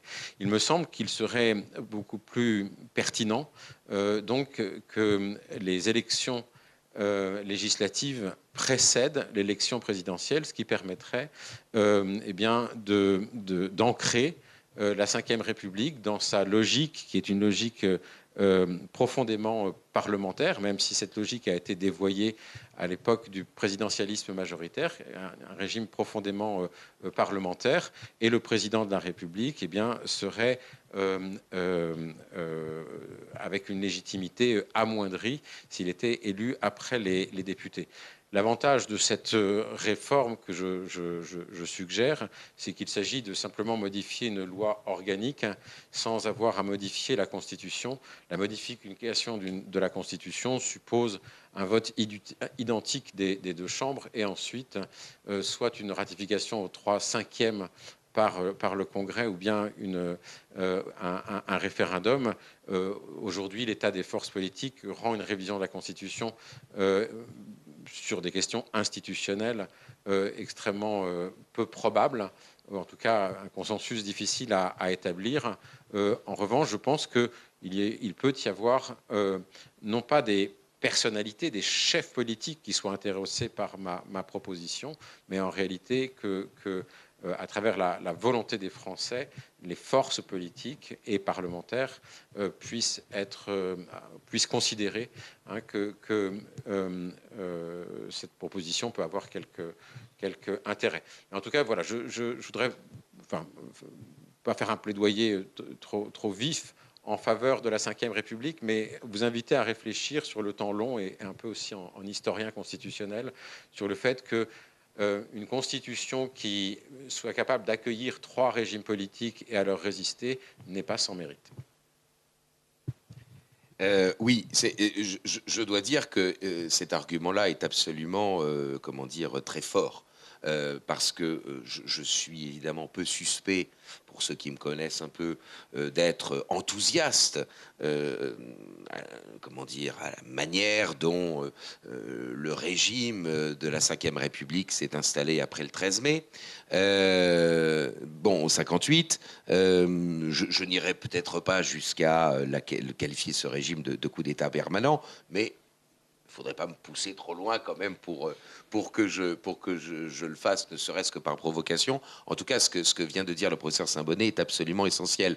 Et là, pour le coup, on retrouve une des grandes vertus des grands régimes qui ont traversé effectivement l'histoire. Je ne sais pas si la Ve République durera forcément très longtemps, mais plus longtemps qu'elle n'a déjà duré. Mais il est bien évident que c'est l'adaptation pragmatique de la République romaine en empire qui fait perdurer les choses. C'est l'élaboration, ou plutôt la révélation lente des règles d'évolution du trône qui permet la continuité de la dynastie capétienne. Là, de la même manière, évidemment, il faut être objectif et reconnaître qu'évidemment, la souplesse du régime lui donne incontestablement une valeur. J'accepte votre petit jeu, Louis-Victor, puisque nous ne restons dans les débats constitutionnels que dans le cadre de la République. Donc, j'accepte le jeu. Je me permettrai juste d'évoquer à la suite de ce que Jean-Baptiste André a évoqué tout à l'heure, c'est-à-dire, encore faudrait-il d'abord se mettre d'accord sur ce que c'est que la République. Et par exemple, attendez, je ne vais pas lancer ne vous inquiétez pas, je ne vais pas lancer un débat, sans limite. Pensons par exemple, tout simplement à, si on ne prend que l'histoire française depuis la Révolution, les questions de la délimitation des régimes républicain. Ce qui rejoint un peu ce que nous avons évoqué, avec la première question. Il est bien évident que on a pris l'habitude, sans même le discuter, de considérer que la Première République s'achève à Brumaire en 8. Je suis désolé, mais enfin, je veux dire, il ne suffit pas qu'il y ait un coup de force pour que la République s'achève. La Première République est proclamée et dans le cadre et met en place la Convention qui proclame une Constitution qui est finalement non appliquée. On a de nouveau un nouveau régime qui est mis en place et rien n'empêcherait de considérer que le consulat, puis peut-être même une partie de l'Empire, ne fasse partie de la Première République. Donc je pense que déjà c'est un point important. Nous sommes, me semble-t-il, assez souvent intoxiqués, le terme est un peu excessif peut-être, mais c'est celui qui me vient à l'esprit, intoxiqués par l'idée que, dans le fond, est effectivement et essentiellement républicain le régime où l'organe politique parlementaire domine. Bon. Ce qui explique en particulier pourquoi la gauche est évidemment très hostile, a priori, au régime de la Ve République, même si, on le sait bien, c'est un régime, quand même, un régime parlementaire. Et je me permettrai de rappeler qu'en 1945, et donc avant même, je dirais, le discours de Bayeux, celui qui préconise un régime présidentiel, c'est Léon Blum. C'est pas Charles de Gaulle. Alors, puisqu'on en vient à la question de savoir quelles sont les adaptations éventuelles que l'on pourrait envisager, je regarde pour éviter, oui, dans les adaptations que l'on pourrait envisager dans le cadre de la Ve République ou dans le cadre du régime qui lui succéderait, moi j'en vois essentiellement deux. La première adaptation qui me paraît indispensable et même qu'il va falloir envisager de manière très rapide, c'est la transposition explicite en France de ce qui fonctionne dans un certain nombre d'États européens, mais en particulier en Allemagne, c'est la défiance constructive. C'est-à-dire qu'il va falloir, me semble-t-il, arrêter de penser que des coalitions qui sont incapables de gouverner seraient une majorité. Je suis au regret de... Je ne suis pas un aficionados, un turiféraire d'Emmanuel Macron, hein, pour dire les choses de manière très claire, mais il n'empêche que ce n'est pas parce que vous êtes en capacité de détruire que vous êtes en capacité de gouverner. Et donc, outre, je dis, et on est quand même arrivé aujourd'hui dans une situation où la procédure de l'article 49 alinéa 3, qui avait été mise en place au départ quand même pour forcer les trublions d'une majorité, apparaît comme étant antidémocratique, alors que ça n'est simplement que le principe même du régime parlementaire. Bon. Donc je pense qu'une des choses qu'il faudrait envisager très très vite pour éviter, je dirais, des dérives parlementaristes, c'est la défiance constructive. Et puis, alors, il y aurait évidemment une autre chose peut-être à approfondir, eh bien, dans la mesure où la Ve République, notamment eu égard aux dispositions de la loi constitutionnelle du 3 juin 1958, eh bien, et naturellement aux idées propres de Gaulle, a cherché à associer souveraineté populaire et souveraineté nationale, peut-être qu'évidemment la démocratie directe pourrait-elle être plus pratiquée, alors par la révocation des élus, par le mandat impératif, ça paraît peu probable. En revanche, évidemment, par la mise en œuvre d'un véritable référendum d'initiative populaire et non pas, je dirais, le fantoche référendum d'initiative partagée mis en place par la réforme Sarko de 2008, ça pourrait évidemment permettre de jouer un rôle de soupape de sécurité, que le peuple s'autosaisisse d'une question, pas simplement d'ailleurs dans un but abrogatif, mais également dans un but positif. Vous noterez que il est assez amusant que la plupart des hommes politiques cherchent toujours à imposer une limite à la compétence de ce référendum d'initiative populaire. Par exemple, Mélenchon, qui prend position a priori plutôt en sa faveur, en revanche, naturellement, refuse l'idée que celui-ci puisse être constituant, que ce référendum puisse être constituant. Voilà quelque chose qui m'étonne quelque peu. Et puis, enfin, évidemment, le mode de scrutin, mais on l'a déjà évoqué, donc je ne m'attarderai pas sur la question. Je pense avoir été déjà suffisamment long pour répondre à votre interrogation. Oui. Je voudrais juste pour peut-être que tout le monde ne connaît pas le mécanisme de la défiance constructive, parce que Guillaume Bernard est quelqu'un de très savant. Et voilà.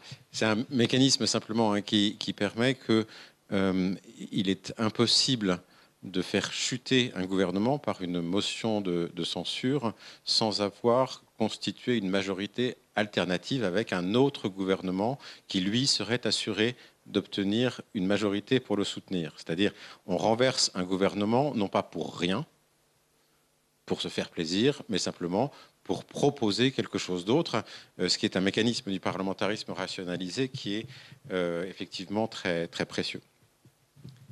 Merci pour vos interventions. Nous allons prendre 2-3 questions du public, si vous en avez, avec une question concise et j'espère une réponse également concise.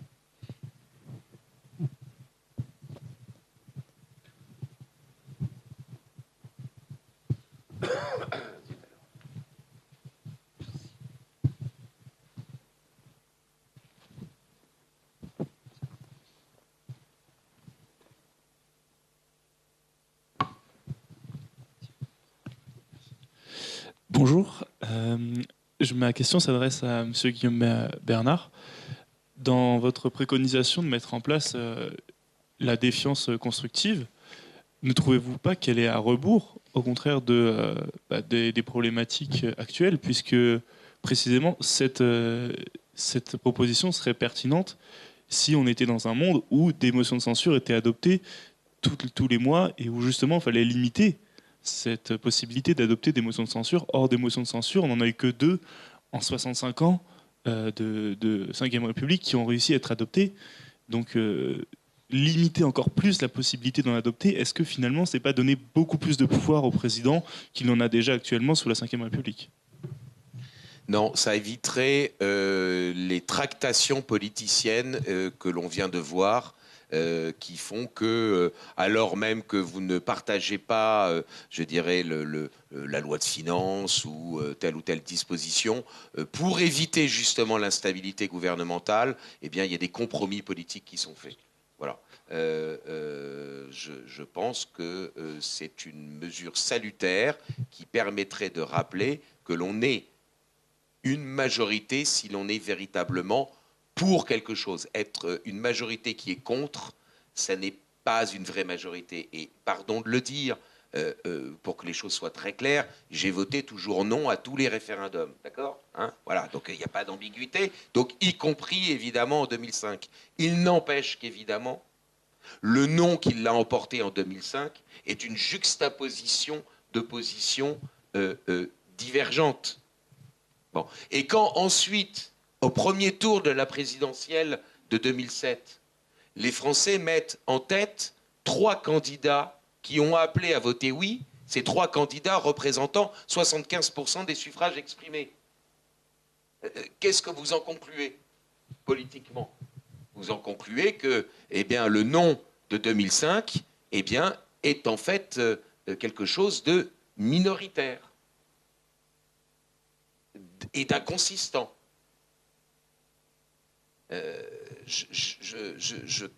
Voilà, il me semble, alors peut-être que ma réponse n'est pas très claire, il me semble qu'une majorité qui est capable de défaire mais qui n'est pas capable de construire, ça n'est pas une vraie majorité. Et que donc par conséquent, il est nécessaire que les coalitions politiques se fassent sur la base de prises de position claires et non pas sur des compromis partisans. Peut-être que tu as une meilleure réponse que la mienne. Non, je partage vraiment ça. Et je dirais qu'on peut rappeler une chose très simple qui fonctionne dans la vie, qui fonctionne dans n'importe quelle circonstance, c'est que le pouvoir va avec la responsabilité. C'est-à-dire, je prends mes responsabilités. Et si j'ai le pouvoir de défaire un gouvernement, eh bien, c'est que je prends mes responsabilités, c'est-à-dire que je considère bien que je suis plus apte à gouverner que celui que je viens de défier. Donc c'est une chose qui me paraît tout à fait raisonnable. Et si je suis plus apte à gouverner, c'est que j'ai l'aptitude que je dénonce chez mon ennemi. Voilà, j'ai l'aptitude à constituer une majorité. Si je n'ai pas cette aptitude, alors je ne suis pas en mesure de reprocher à mon adversaire de ne pas l'avoir.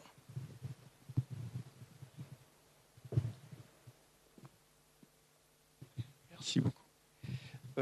Oui, je crois avoir lu là, un texte de Hamilton, là, qui est un constituant américain, comme vous le savez, qui avait essayé de réfléchir sur la dangerosité des trois pouvoirs. Et il avait dit, sauf erreur, qu'en fait, c'était le pouvoir législatif qui était le plus dangereux. Et en France, on a vraiment un problème avec ce pouvoir, quand même, qui est censé être celui du Parlement, bien que ce soit en fait celui du gouvernement et de l'administration. Pour preuve, par exemple, les décisions concernant les lois de finances françaises, avec l'article 1 qui dit que les Français consentent à l'impôt, en réalité, il n'y a aucune transparence. Tout est fait pour assurer les budgets de l'administration. Bon. La question que je voudrais poser, c'est les idées de Simone Veil et de Michel Cotta sont quand même intéressantes parce que finalement, elles veulent un gouvernement présidentiel, un régime présidentiel, qui, sauf erreur, n'est pas celui de la Constitution de 58, puisqu'il est semi-présidentiel. Et ce régime présidentiel est justement celui de l'Amérique. Et donc, aux spécialistes du droit constitutionnel, je voudrais savoir pourquoi les Français, en fait, ne mettent pas en vigueur, si vous voulez, un régime présidentiel qui reste quand même aux États-Unis extrêmement démocratique, malgré les folies du président actuel. Bon, enfin, en tout cas, les erreurs. Voilà. Je ne sais pas si je me suis fait comprendre. Oui, enfin, c'est un modèle qui, effectivement, est assez intéressant. Alors, ce qui est important d'identifier, c'est que dans un régime présidentiel, l'exécutif n'a pas la possibilité, en cas d'opposition avec le pouvoir législatif, de proposer aux électeurs d'arbitrer ce différend par le biais du droit de dissolution et réciproquement le Parlement, donc là en l'occurrence aux États-Unis le Congrès, ne peut pas renverser les secrétaires d'État et ne peut pas renverser le président parce qu'il n'y a pas de responsabilité politique de l'exécutif. Donc c'est un mécanisme qui n'est pas sans vertu, mais qui peut être aussi extrêmement bloqué. On a depuis une trentaine d'années, de manière absolument systématique, des midterms qui sont défavorables au président en place. Donc une situation de blocage institutionnel 2 années entières sur 4. Donc c'est un mécanisme qui n'est pas sans inconvénient. Je ne suis pas absolument certain que nous ayons en France cette culture politique, mais voilà. En réalité, ce que mentionnait Madame Simone Veil sur la suppression du Premier ministre, et ce qu'avait aussi proposé François Fillon ou d'autres encore dans la suppression du Premier ministre, c'était dans l'hypothèse où on considérerait que l'un des 3 régimes politiques de la Ve République que j'ai mentionné, c'est-à-dire le présidentialisme majoritaire, fonctionnerait en tout état de cause. Or, on s'aperçoit qu'il ne fonctionne pas en tout état de cause. Voilà, donc je crois qu'on a effectivement quelque chose qui se rapproche d'un régime présidentiel, sauf erreur, M. Sarkozy parlait de M. Fillon en disant mon collaborateur. Hein. Voilà, c'est un mécanisme qui a fonctionné de manière très, voilà,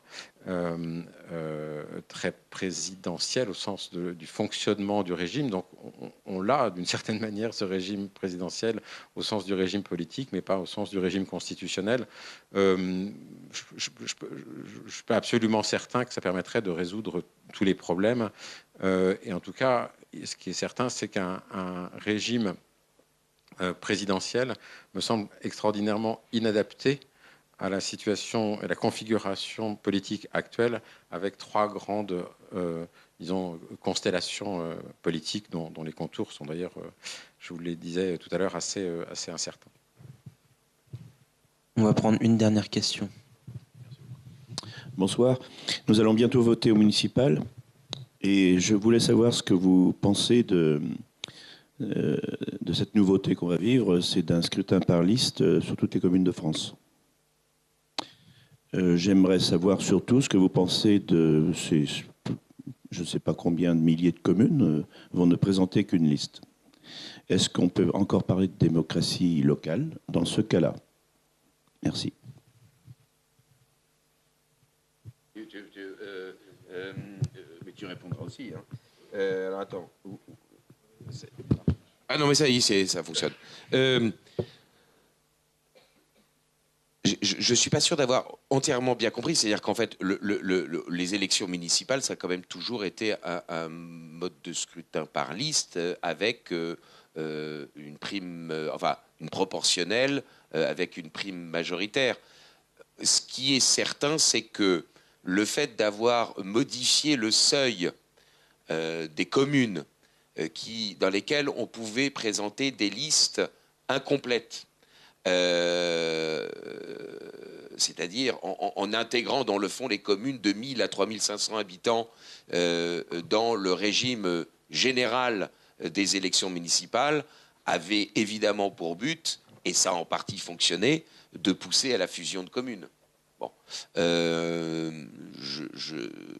ne suis pas certain que l'objectif qui consistait à penser que la fusion de communes ou la création de communes nouvelles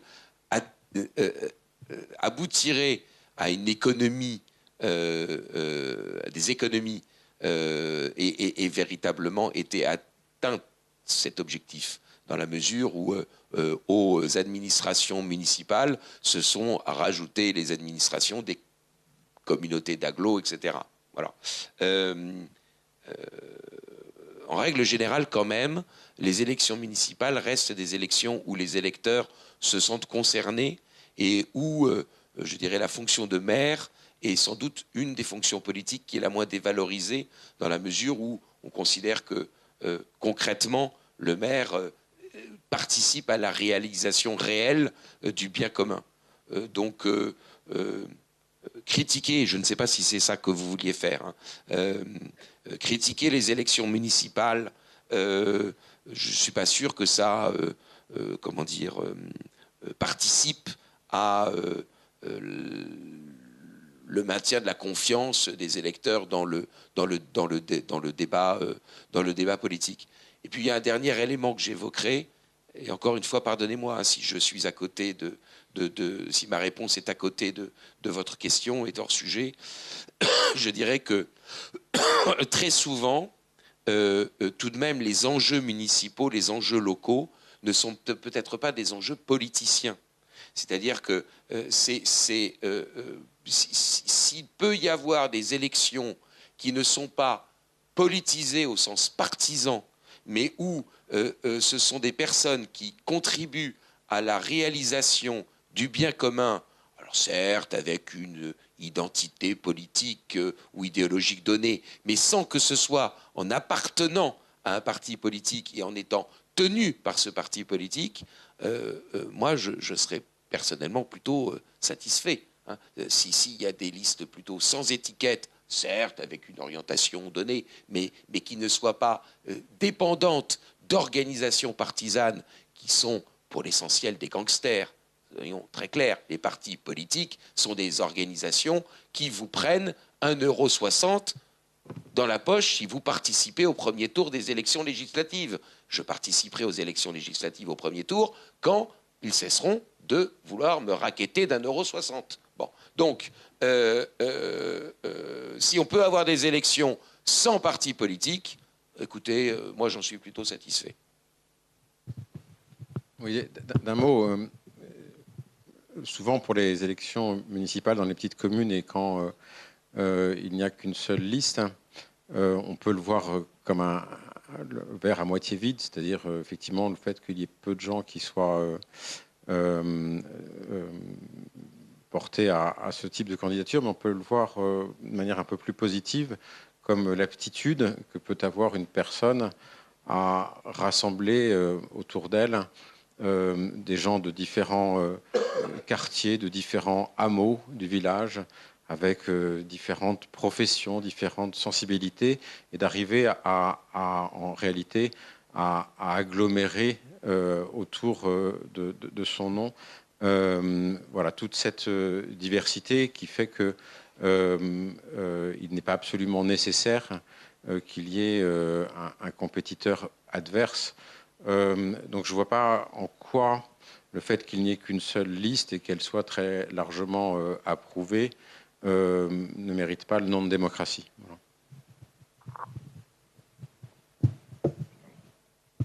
Eh bien écoutez, je vous remercie pour cette conférence. Merci à vous, cher public, d'être venus si nombreux ce soir.